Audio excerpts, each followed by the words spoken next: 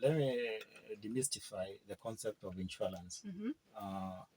How you need to look at insurance, first of all, is a risk transfer mechanism.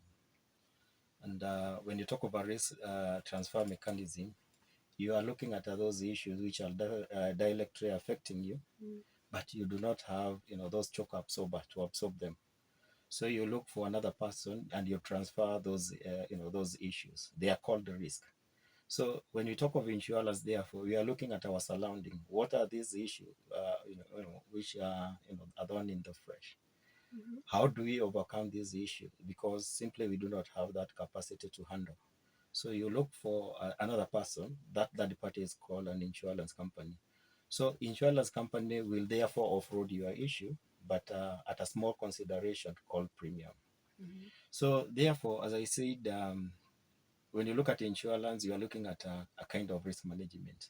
So there are a range of those risks which are affecting your life, be it issue to do with the security, be it issue to do with the safety, be it issue to do with wealth creation. So these are the areas that now insurance steps in, and it relieves you from that unnecessary baggage which you can't handle. So when you talk therefore of insurance, there are different type of products which probably we may not be able to exhaust. When I look at, for example,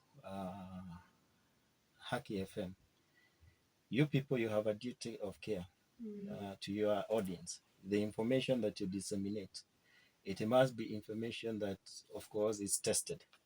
Because a slight mispresentation, then it means you'll mislead, your followers. So what happens then if you do not, educate your people, or you do not pass information that is accurate? So you find there is a type of insurance that would step in called professional indemnity because of that duty of care you have.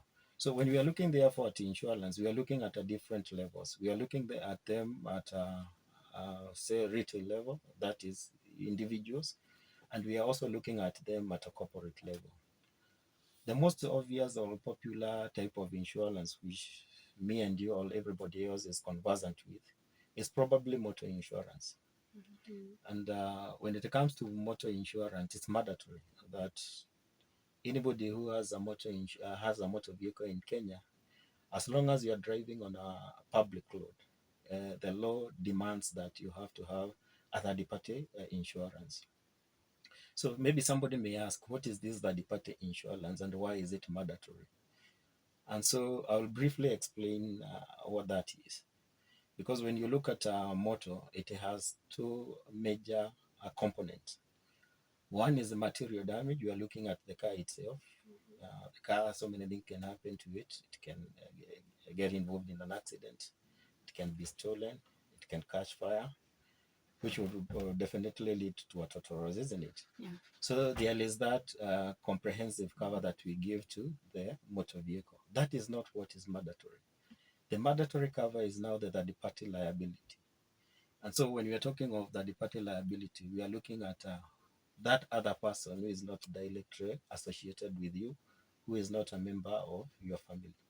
We are looking at that pedestrian. We are looking at that Lamborghini on the highway. Suppose I crash on that Lamborghini. I mean, what is the implication? Do I have financial muscle to pay? Because so that is the essence of now having third-party liability, such that in case you damage somebody's property or somebody's car, or in case you crash on someone, then it means the insurance cover, which is mandatory, then will step in and pay off your liabilities.